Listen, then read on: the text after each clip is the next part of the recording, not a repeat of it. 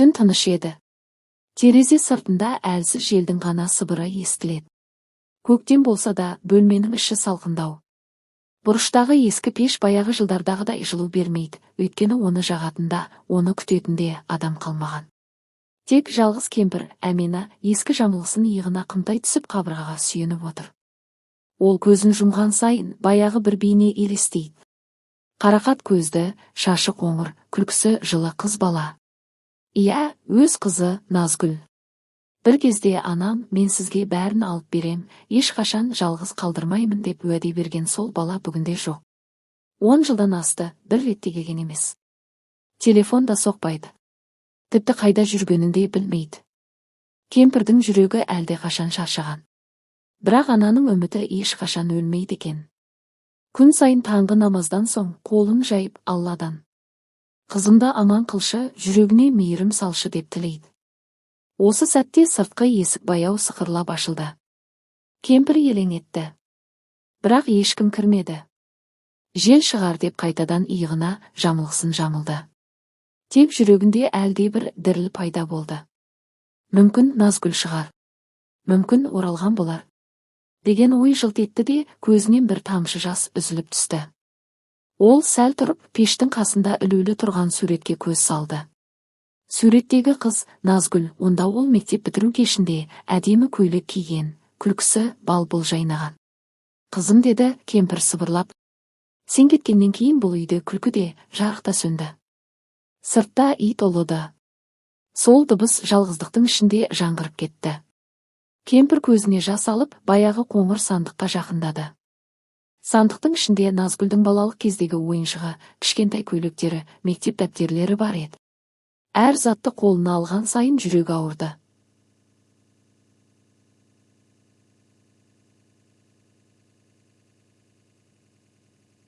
Бірақ бір түрлі жылылық сезілді. Сен бұл үйді тастап кетсең де, мен сені тастай алмаймын, қызым, деді кемпір сыбырлап, ойыншық аюды құшағына басып. Осы кезде алыстан көліктің жарығы көрінді. Әмина бір сәт сергіп терезеге үңілді. Көлік баяу келіп үйдің алдына тоқтады. Ішінен бір әйел түсті. Қолында үлкен сөмке. Киімі сәнді, жүзі шаршаңқы, бірақ көздері таныс. Әмина қолындағы жамылғысын түсіріп алды. Жүрегі дүрсілдеп кетті. Назгүл, деді ол баяу, сенер-сенбесін білмей. Бірақ әйел басын көтеріп анасына қарамады. Тек үйге кірмей есік алдында бір сәт тұрды. Жел шашын боратып көзінен бір тамшы жас сырғып түсті.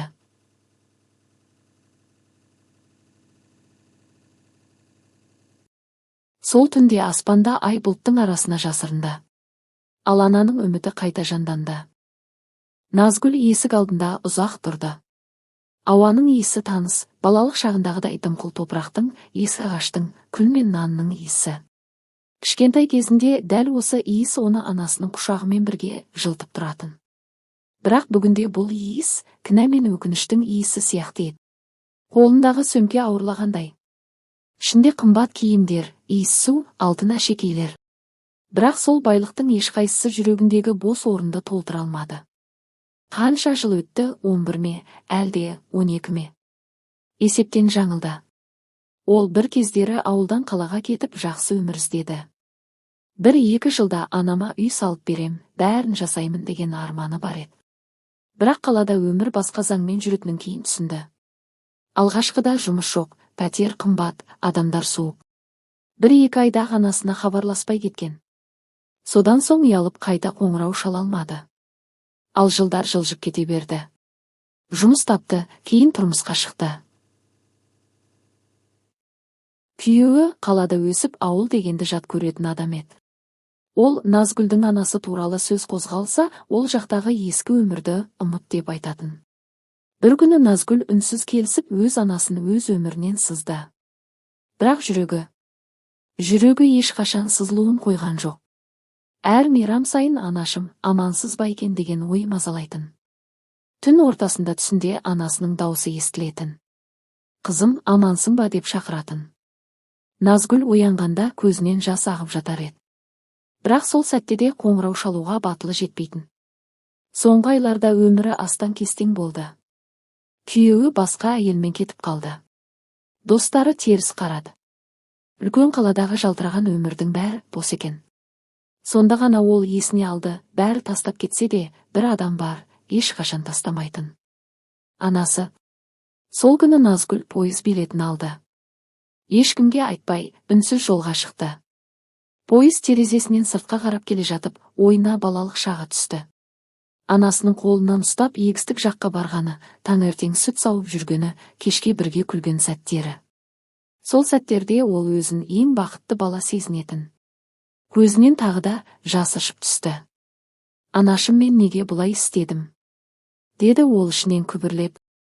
Жауап жоқ.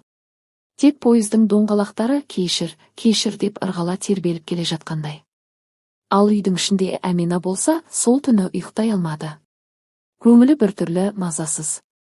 Кешке көрген көліктің жарығы, сырттағы әлдекімнің сұлбасы, бәрі көңіліне үміт ұялатқандай.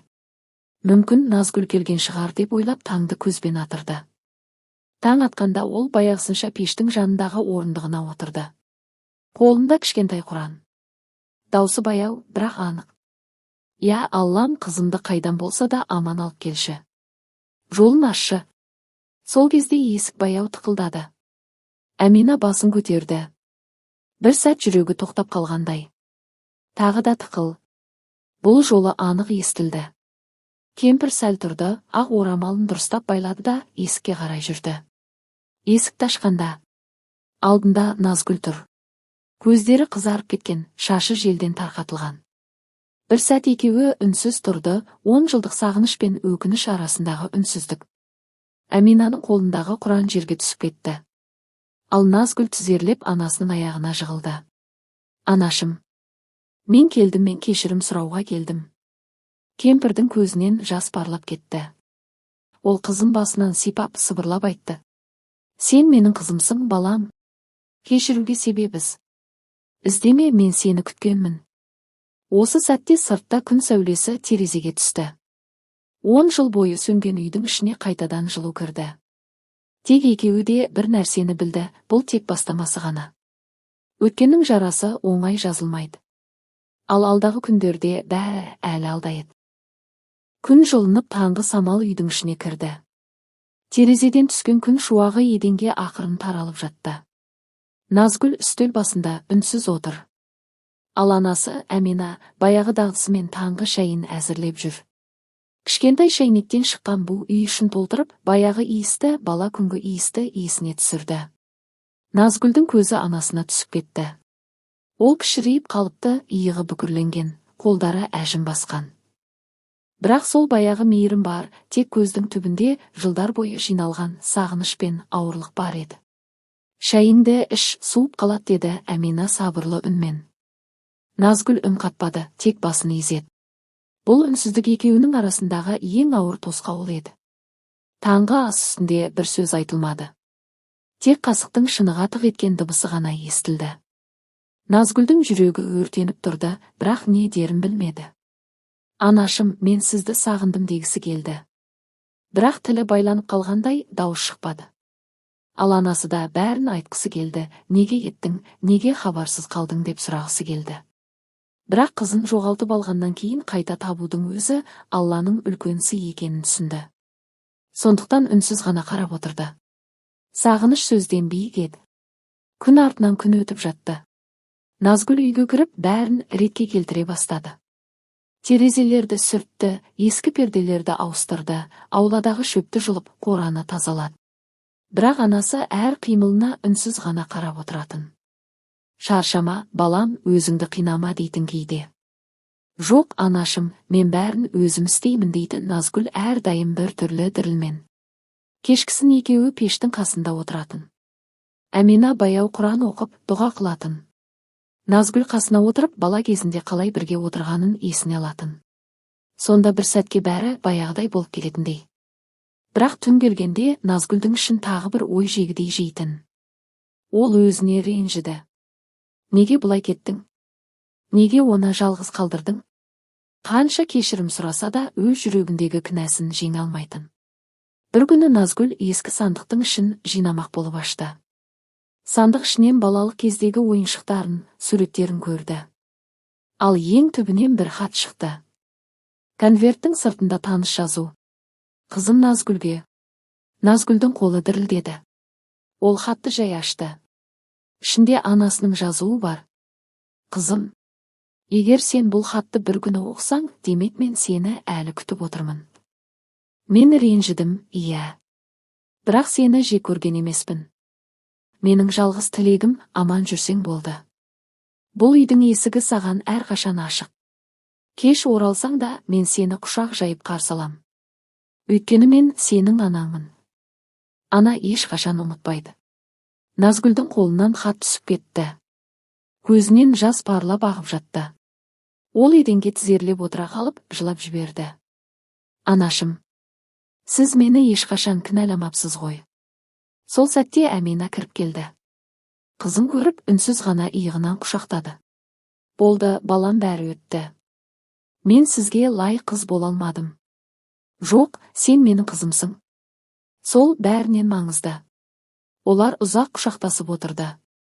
Күн ұясына батып бара жатты, ал терезеден түскен жарық екеуінің жүзін нұрландырып тұрды.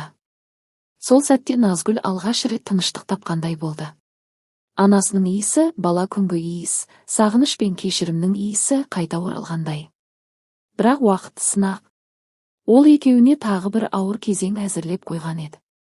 Келесі күндері бұл тыныштықты бұзатын оқиға алда күтіп тұрғанын ешқайсысы сезбеді. Күз жақындаған. Таңертеңгі ауа суып, үй ішін сәл дымқыл иіс басқан. Назгүл аулада отырған анасына жылы орамал жауып қолынан ұстап отыр. Күн сәл ғана шығып тұрғанымен әженің жүзі бозарып кеткен. Анашым, суық тиіп қалды ма сізге? Деді Назгүл алаңдап. Әмина жай ғана жымиып қойды. Ештеңе емес, балам. Қартайған дене ғой, аздап шаршайды. Бірақ Назгүлдің жүрегі біртүрлі тіз етті. Соңғы күндері анасы жиі жөтелетін болған. Түнде тынысы тарылып, кейде тіпті дем жетпей оянып қалатын. Назгүл түнімен қасында отыратын. Түннің бір уағында анасының қолын ұстап, баяу сыбырлайтын. Мен енді сізді ешқашан жалғыз қалдырмаймын, анашым. Бір күні таңертең Әмина есік алдында отырып аспанға ұзақ қарады. Аспандағы бұлттар баяу жылжып барады. Қарашы, Назгүл, деді ол күлімсіреп, бұлттар да көшіп барады, ештеңе мәңгі емес. Сіз не айтып тұрсыз, анашым? Менің де уақытым келген шығар, балам. Олай айтпаңыз, деді Назгүл даусы дірілдеп. Мен сізсіз не істеймін? Мен әлі сізге бәрін қайтара алмадым ғой. Әмина қолын созып қызының жүзін сипады. Сен келдің ғой, балам. Менің ең үлкен арманым орындалды. Қалғаны Алланың ісі. Назгүлдің көзінен жас ағып кетті.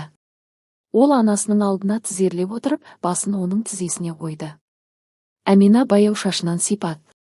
Сол сәтте екеуі де үндемеді, тек жүректері ғана сөйлесіп тұрды. Кеш батқанда Назгүл шешесіне жылы сорпа әзірледі. Бірақ анасы тек 2 қасық ішіп, бұл жеткілікті деді.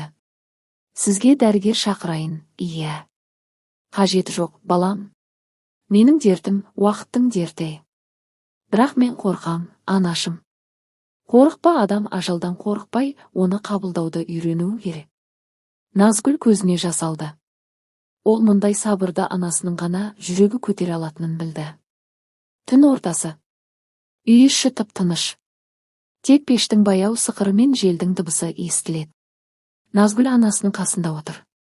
Әмина көзі жұмулы, тынысы баяу. Назгүл оның қолын ұстап, саусақтарындағы әжімдерді сипап отыр. Кенет анасының саусағы сәл қимылдап, даусы әлсіз естілді. Қызым, мен сені ешқашан кінәлаған емеспін. Анашым, үндемеңіз, дем алыңыз. Жоқ, тыңда. Мен сені өмір бойы күтіп келдім. Кешірдім, бірақ сен өзіңді де кешір. Мен өзімді кешіре алмаймын. Кешір. Өйткені ана жүрегі тек махаббат үшін соғады. Осы сөздерден кейін Әмина көзін жұмды. Назгүл жүрегі қысылып, орнынан тұрып, анасының бетін сипады. Анашым, мен сізді жақсы көрем, деді ол сыбырлап. Сыртта жел күшейді. Терезенің алдына ағаштың жапырақтары соғылып, сыңғырлаған үн шықты. Назгүлдің көз жасы тоқтамады. Таң атқанда ауыл үстін тұман басты. Әмина енді үнсіз еді. Назгүл оның жанында отырды. Қолында анасының Құраны, үстел үстінде хат. Ол хатты ашқанда бір ғана сөйлем жазылған екен. Қызым, мен кеткен соң жылама. Менің рухым сенің жүрегіңде өмір сүреді. Назгүл хатты кеудесіне басты. Сол сәтте таңғы күннің нұры терезеден түсіп анасының жүзін жарық қылды. Ол тірі емес еді, бірақ жүзі тыныш, мейірімге толы еді. Назгүл оның қолын соңғы рет сүйіп көзін жұмды. Сіз енді менің жүрегімдесіз, анашым. Сол күннен бастап бұл үй тағы үнсіз қалды. Бірақ енді бұл үнсіздік жалғыздық емес, естелік еді. Арадан 40 күн өтті. Үй іші бұрынғыдай емес, тым тыныш, тым бос. Бұрын анасының дауысы, намаздағы дұғасы, тіпті пешке, от жаққандағы баяу сықырда көңілге жылу беретін. Енді сол дауыстар тек естелікте ғана қалды. Назгүл таңертең оянғанда үй іші салқын, терезеден түскен жарық суық болып көрінеді. Анасының төсегі жиналған, үстінде ақ орамалы нейлей бүктеліп тұр. Назгүл оған жақындап, баяу сипап қойды. Мен сізді сағындым, анашым, күн сайын. Көзінен тағы да жас үзіліп түсті. Ол осы үйдің әр бұрышынан анасының бейнесін көретіндей. Пештің алдында күліп отырған анасы, аулада гүл егіп жүрген сәті, терезе алдында Құран оқып отырған бейнесі. Бәрі бар, тек өзі жоқ.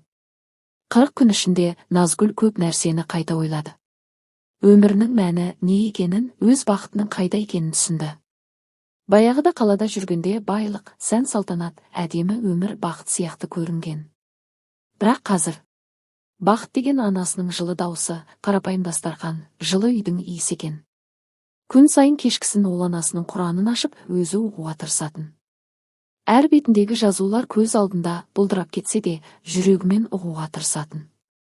«Я, Аллам, анамды жәннаттың төріне қабылда» деп сыбырлайтын. Бір күні есік алдында бір бала пайда болды. Қолында кішкентай себет, ішінде гүл.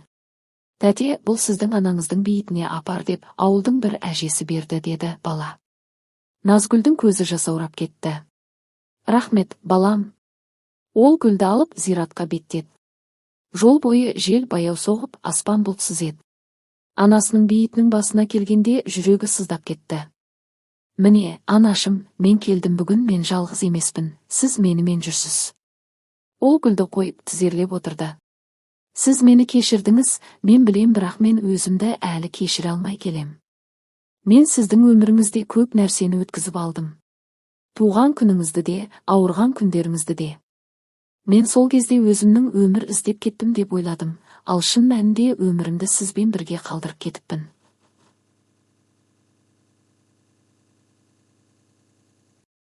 Сол сәтте жел баяу есіп айналадағы шөп сыбдыр етті. Назгүлдің жүрегі бір сәтке тыныштық тапқандай болды. Бәлкім анасының рухы дәл сол сәтте қасында тұрғандай. Кешкісін үйге оралғанда аспан қызғылт түске боялған. Терезеден күннің соңғы сәулесі түсіп тұр. Назгүл пештің қасына отырып баяу сыбырлады. «Анашым, мен енді кетпеймін. Бұл үйде сіздің иісіңіз бар. Бұл жер менің өмірімнің бастауы». Сол түні Назгүл көптен бері алғаш рет тыныш ұйықтады. Түсінде анасы келді. Ақ көйлек киген, жүзі нұрлы. «Мен сенің жаныңдамын, балам, уайымдама. Өмір алда, сен жалғыз емессің» деді күлімсіреп. Оянғанда Назгүлдің көзінен жас емес, жылы күлкі шықты. Жүрегіндегі ауыр тас сәл жеңілдегендей. Ол біледі, анасы енді әр демінде, әр дұғасында, әр күнінде бар. Сол күннен бастап Назгүл ауылда қалды. Көршілерге көмектесті, жетім балаларға киім алып берді, мешітке барып, анасының атына садақа беріп тұрды. Өйткені ол анасының ең соңғы аманатын орындап жүр. Махаббат пен мейірім таратуды. Көктем қайта оралды. Аспан ашық, ауа таза. Ауладағы шөптер жасыл тартып, үйдің маңында гүлдер бүршік атып тұр. Назгүл сол гүлдердің арасында отыр, анасының сүйікті раушандары еді. Ол әр гүлге қараған сайын анасының жүзі есіне түседі. «Анашым, менің өмірім қайта жанданды» деп сыбырлады ол күлімдеп.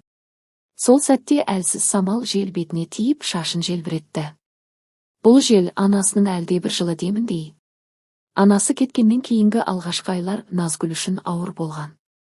Кей түндері терезе алдында отырып үнсіз жылайтын. Бірақ уақыт өте келе көз жасы сабырға айналды. Анасы оған өмірдің ең үлкен сабағын қалдырған еді, кешірім мен мейірімнің күші. Назгүл осыдан кейін ауылда қалуға шешім қабылдады. Қаладағы жылтыр өмір енді оған еш қажет емес. Ол ауыл балаларына сабақ бере бастады. Кішкентай балалардың күліп жарыса сөйлеген дауысы үй ішін толтырды. Бұл үй енді тағы да тірілді. Көршілер оны мейірімді апай деп атай бастады. Қай бала жыласа жанына барып жұбататын. Кім аш болса тамақ беретін. Бәрі оның бойынан анасының жылуын көргендей еді. Бір күні мектептен кейін Назгүл үйдің артқы ауласына шықты. Анасы отырғышта кітап оқитын еді бұрын. Сол орындық әлі де тұр. Ол баяу отырып аспанға қарады. Анашым, мен сіздің жолыңызды жалғастырып келем. Мен енді өмір сүріп қана қоймай, адамдарға жылу бергім келеді. Сол кезде бір қыз бала жүгіріп келді. Қолында жұқа кітап. Тәте, мынау не деген сөз? Мейірім жүректің жарығы дейді. Назгүл күліп баланың шашынан сипады. Бұл сенің жүрегіңдегі жарық, қызым. Егер ол жарықты өшірмесең, ешқашан жалғыз болмайсың. Бала күліп қасына отырды. Ал Назгүлдің жүрегі бір түрлі жылы күйге бөленді. Міне, анашымның рухы осы балалардың күлкісінде өмір сүріп тұр деді ішінен.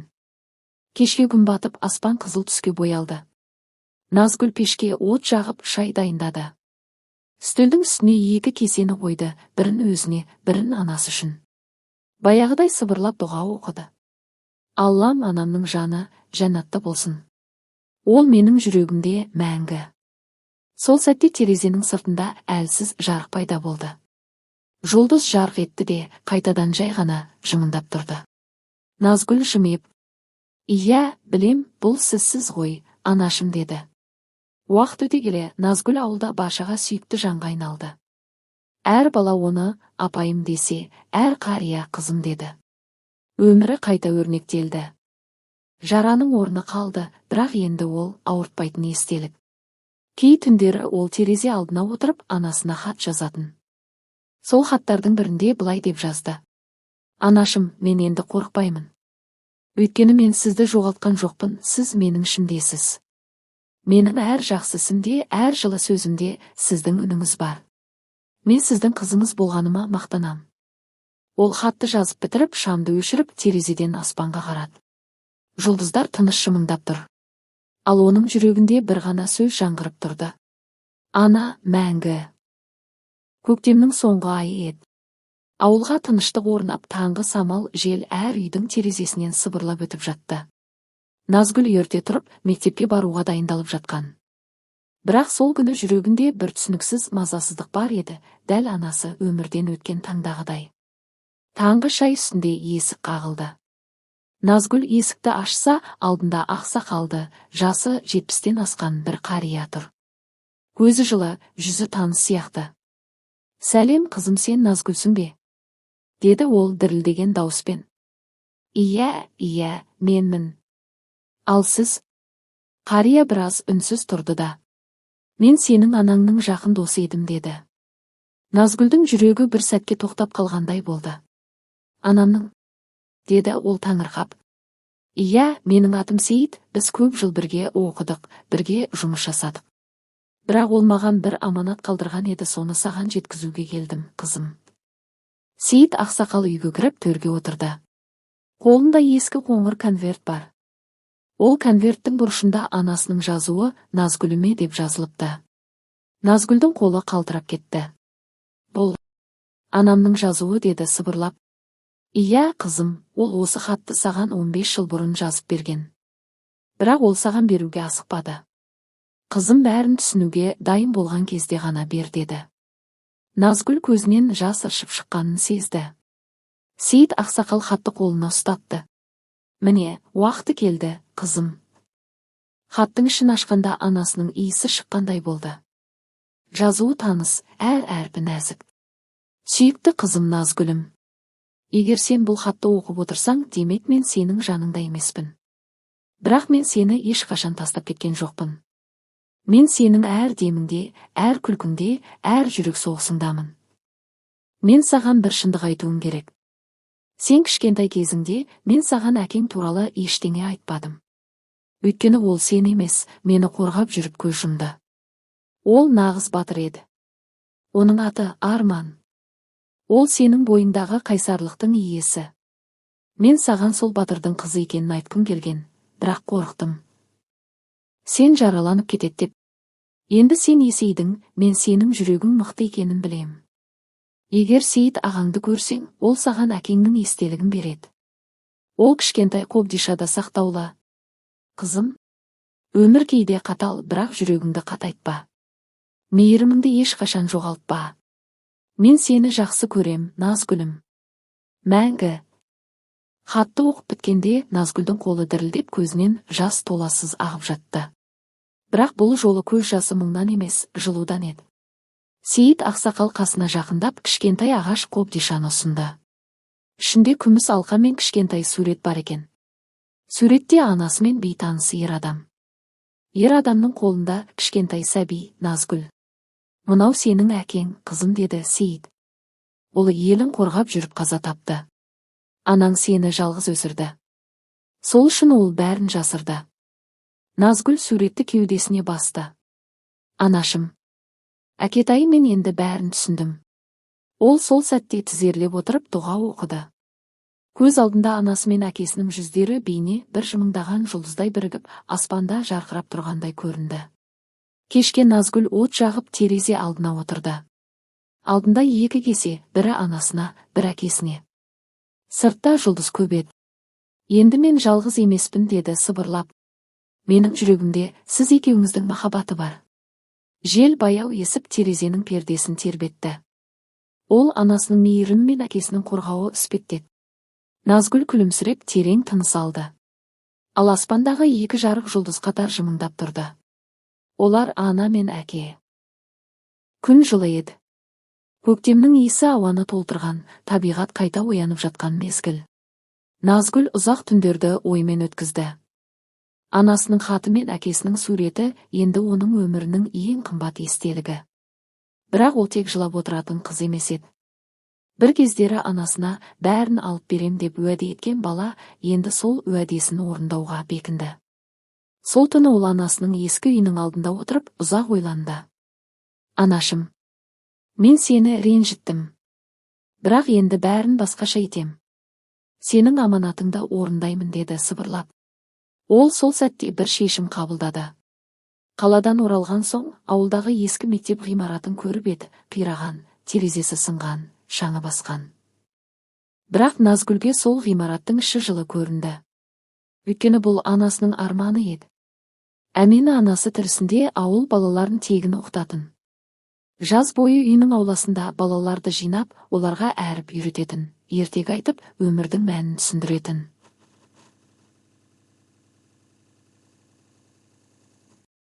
Білім кедейдің байлығы, жетімнің қорғаны дейтін. Сол сөздер Назгүлдің есінен ешқашан кетпеген. Сол үшін ол шешті. Мен анамның арманын жалғастырам. Балаларға тегін мектеп ашам.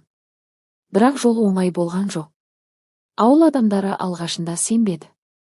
Қалада өмір сүрген қыз не біледі, бұрын анасы істеген іс қайта жүрмейді ғой, деген сөздер көп болды. Назгүл үндемеді. Жұмысқа кірісіп кетті. Өзінің азын аулақ жинаған ақшасын салып, мектептің терезесін жөндетті, қабырғасын сырлады. Қолында балғасы, үстінде иесі күртеше күні-түні еңбек етті. Түнде қолына шам ұстап, ескі дәптерлерін қарап отыратын. Анасының жазбалары арасынан бір парақ тауып алды. Онда былай деп жазылыпты. Кім бір баланың өмірін жақсартса, сол бүкіл ұлттың болашағын сақтайды. Осы сөздер оны қайтадан қанаттандырды. Бір күні кешке ол шаршап отырған кезде есік қағылды. Ашса алдында бір топ бала тұр. Қолдарында дәптер, көздерінде үміт. Апай, ертең сабақ бола ма? Деді бірі ұялып. Назгүлдің жүзі жылып кетті. Әрине, балаларым, ертеңнен бастап жаңа өмір бастаймыз. Сол сәттен бастап Назгүлдің үйі күлкіге, баланың дауысына толды. Бұрынғы мұңды үйдің қабырғалары қайтадан жылыққа бөленді. Күн сайын сабақтан кейін Назгүл балаларға анасының айтқан сөздерін қайталап отыратын. Мейірім бар жерде жарық бар. Кешірім бар жерде тыныштық бар. Бір күні кешке ол жалғыз отырып терезеден аспанға қарады. Аспандағы екі жұлдыз бұрынғыдай қатар жымыңдап тұрды. Ол жымиып: "Көрдіңдер ме, анашым, әкетай. Мен аманаттарыңызды орындадым" деді. Кенет жел есіп перде қозғалды. Сол желдің арасында анасының даусы естілгендей болды. "Қызым, мен сенімен мақтанам." Назгүлдің көзінен жас ақты. Бірақ бұл жолы қуаныш жас еді. Ол аспанға қарап сыбырлап айтты: "Мен енді ешқашан жалғыз емеспін. Сендер менің жүрегімдесіңдер." Сол түні ауылдың үстін жылы ай сәулесі басты. Бұрынғыдай қараңғы емес еді. Өйткені бір жүрек мейіріммен жарқырап, бүтін ауылды жарыққа бөлеп тұрды. Ал Назгүлдің жаңа мектебі ертең ашылады. Ол есіктің алдына шығып көктемгі желге бет бұрып күлімсіреп қойды. "Бұл сенің арманың еді, анашым. Енді ол арман менің өмірім." Көктем баяу жазға айналып бара жатқан кез. Ауылдың үстінде жылылық, далада гүлдің иісі, ал әр таң сайын мектеп ауласында балалардың шат күлкісі естіледі. Назгүл үшін бұл күлкі өмірдің ең әдемі үні еді. Ол енді бұрынғы Назгүл емес. Ол ананың аманатын арқалаған әйел, жүзінен сабыр мен мейірім төгілген ұстаз. Анасы кезінде айтқан "жүрегіңді аш, кешірімде шипа бар" деген сөздер енді оның өмірлік ұранына айналған. Бірақ бір түнде күткені келді. Кенет есік қағылды. Назгүл ашса, алдында бір әйел тұр. Киімі ескі, жүзі шаршаңқы, бірақ көздері таныс. Бір сәтке екеуі үнсіз қалды. "Назгүл, мені кешір" деді әйел дірілдеген дауыспен. "Мен сенің бұрынғы көршімін, сенің анаңның жанында соңғы күндерінде мен болғамын." Назгүлдің денесі мұздап кетті. "Сіз?" "Иә, мен ол кісіге көмектесем деп уәде бергенмін. Бірақ қорықтым. Сол үшін анаңды соңғы сәттерінде жалғыз қалдырдым." Назгүлдің жүрегін ауырсыну қысып өтті. Бірақ ішкі бір дауыс: "Кешір, қызым, кешірім жеңілдетеді" деген анасының үнін еске түсірді. Ол әйелге қарады да жай ғана жымиды. "Мен сізді кешірдім. Анам да кешірген болар." Ол ешкімге өкпелеп кетпеді, ол бәрімізді жақсы көріп кетті. Әйел жылап жіберді. Назгүл оны құшақтап сабырға шақырды. "Енді бәрі жақсы. Өткеннің ауырлығын жүрегімізде емес, дұғамызда ұстайық." Сол күннен кейін ауыл адамдарының бәрі Назгүлдің үйіне жиі келетін болды. Бірі көмекке келсе, бірі жай ғана сөйлесуге. Олар біртіндеп Назгүлдің мектебін Әмина мектебі деп атай бастады, анасының есімімен. Ашылу салтанатында ауылдың үлкендері, балалар барлығы жиналды. Назгүл сахнаға шыққанда даусы сәл дірілдеді. "Бұл мектеп тек білім ордасы емес. Бұл анамның, аналарымыздың мейірімін жалғастыратын мекен. Біз мұнда оқытамыз, бірақ ең бастысы адам болуды үйретеміз." Ол сөзін аяқтағанда жұрт ұзақ қол шапалақтады. Кейбірі көз жасын сүртті. Өйткені бәрі Назгүлдің тағдырын, күресін, ананың рухын сезіп тұрды. Кешке Назгүл үйде жалғыз отырды. Үстел үстінде анасының хаты, әкесінің суреті және бір парақ өзі жазған жаңа хат. Хаттың басына ол былай деп жазды: "Анашым, мен сені кешірдім, өзімді де. Сенің аманатыңды орындадым. Енді мен жалғыз емеспін, менің айналам мейірімге толы. Кешірім ең үлкен жеңіс екен. Сені сүйем, анашым." Хатты ол анасының суретінің астына қойды. Сол сәтте үйдің іші біртүрлі жылылыққа толды. Жарық сөнген жоқ, бірақ бөлме нұрланып кеткендей болды. Сыртта жаңбыр себелеп тұрды. Бірақ бұл жаңбыр мұңды емес, тазалық жаңбыры еді. Терезеге тамшылар тырсылдап соғып, жаңа өмірдің бастауы сияқты сыбырлады. Назгүл терезеге қарап тұрды да күлімсіреді. "Кешірім. Анашым айтқандай, бұл ең тәтті ауыртпалық екен." Осылайша ол жүрегіндегі ауырды түгел босатты. Ал жүрегі мейірмен, ал үйі жарықпен толды. Аспанда ай жарқырады. Назгүл сыртқа шығып түнгі аспанға қарады. Қатар тұрған екі жұлдыз әлі де жарық еді. "Рахмет, анашым. Енді мен де біреудің үміті бола алам" деді сыбырлап. Жел баяу есіп гүлдің иісін әкелді. Сол сәтте бәрі тыныш, бәрі бақытты еді. Жаздың таңы.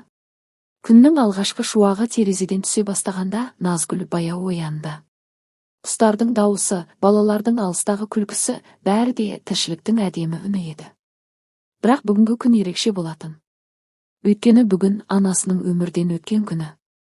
Назгүл таң намазын оқып, жай ғана сыртқа шықты. Қолында бір шоқ ақ гүл, иығында ескі орамал, дәл анасының кезінде таққанындай. Жол бойы ойға шомып келеді. Жердің иісі, самал жел, бәрі де бір сәтке оны өткенге алып кеткендей болды. Міне таныс төбе. Төбенің үстінде кішкентай бейіт анасының мәңгілік мекені. Назгүл гүлін қойып тізерлеп отырды. Анашым, мен сені сағындым, деді сыбырлап. Көзіне жас келді, бірақ бұл жолы ол жылаған жоқ. Жүрегінде тыныштық, мейірім, шүкірлік бар еді. Сен мені өмір бойы қорғаштап келдің. Енді мен өз өмірімен сені жалғастырып келем. Аманатыңды орындадым, анашым. Балалар күліп жүр, сенің есімің ауылдың жүрегінде. Осы сәтте жел есіп, гүлдің күлтелері тербеле бастады. Назгүл көзін жұмып, желдің ішінде анасының үнін анық естігендей болды. Қызым, мен сенің әр деміңде бармын. Сен жалғыз емессің. Мен сені жақсы көрем. Назгүл күлімсіреді. Мен де, анашым, мен де сізді сүйем, деді сыбырлап. Кеше қарай ауылдың ортасында үлкен жиын өтті.